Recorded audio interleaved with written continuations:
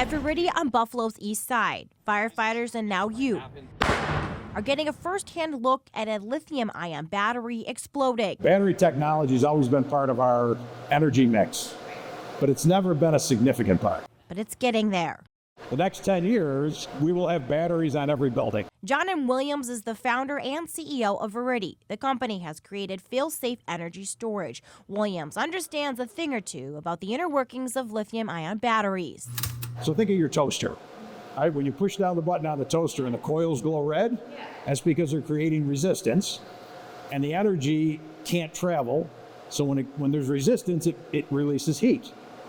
In that cell, when there's a short, that short causes resistance.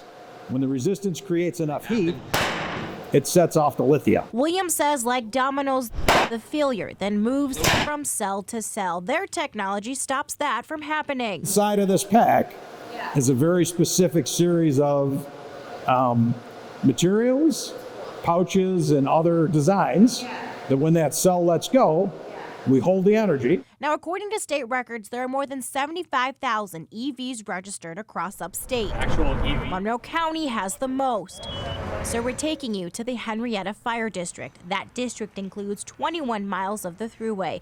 On this day, they've invited local fire departments to test and see a fire blanket in use. It's a newer technology. It's really designed it came about for all the difficulties that departments are having with extinguishing electric vehicle fires. Henrietta Fire Chief Mark Chalich says this blanket buys fire departments time. We can deploy this blanket. It can contain the fire.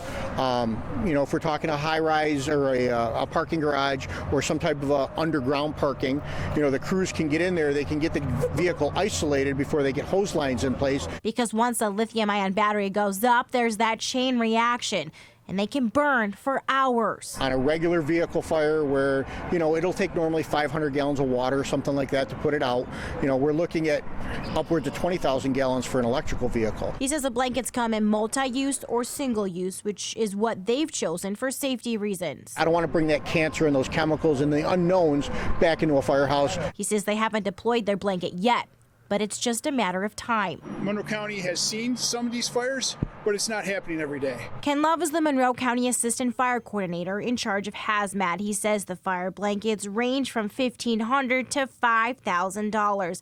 It's a costly expense for cash-strapped departments who have been encouraged to use grant money to get equipped. This is a new challenge for us in Monroe County and throughout the state, and we're working with state leaders as well to try to come up with processes to protect our community and wherever else we can help out. But it isn't just firefighters who need to understand EV fires. So do paramedics and police. In 2023, there was a national study that pointed out that a full 40% of first responders, firefighters, had no training whatsoever in how to deal with electric vehicle fires. It was a troubling statistic for State Senator James Skoufis.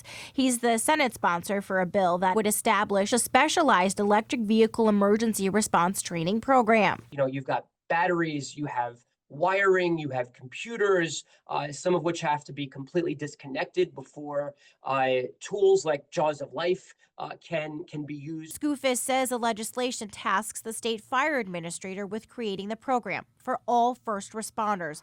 He adds it's a step in the right direction as our community shifts to clean energy solutions. We are getting more ready by the day, but we're nowhere near fully ready. Well, being ready is exactly what's taking place here at the Tasawasa Fire Department in the town of Nassau. A few dozen volunteer firefighters are getting their burning questions on lithium-ion fires answered. Really how we're going to approach these fires. We're a very small department with, like many across the state of New York, that have limited resources. Michael Hurley has been a volunteer firefighter for about 2 decades. For rural departments like his, using 20,000 gallons of water would be a challenge.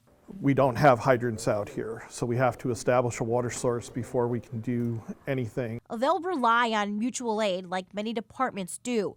But fire departments across the state are consolidating, struggling to find members and money. At least these classes are state funded, and teaching these 39 volunteer firefighters is Victor Graves. He's a fire protection specialist with the New York State Office of Fire Prevention and Control. I think that the biggest thing is to alleviate their fear of being able to deal with these emergencies. Graves says they've taught 132 classes since 2023, reaching more than 4,500 firefighters, not including some 700 online participants. According to the Firefighters Association of the State of New York, there are nearly 90,000 firefighters across the state. We're still using some of the current technology that we have to extinguish fires. It's just understanding the new techniques of how to apply the water and where to apply the water. He says it's about putting fire on the cells that haven't failed, keeping them cool, and stopping the fire from spreading. 3 minutes. Because unlike traditional fires, depriving it of oxygen doesn't help. The battery must burn out. A Back at Viridia pack is made in 20 minutes. The catch, this technology isn't for cars. Williams thinks one day something similar could be. For now, though, the focus will be equipping and training our first responders, as the state projects 3 million EVs on the road by 2030. And if we tell manufacturers that safety is a priority, they will figure it out.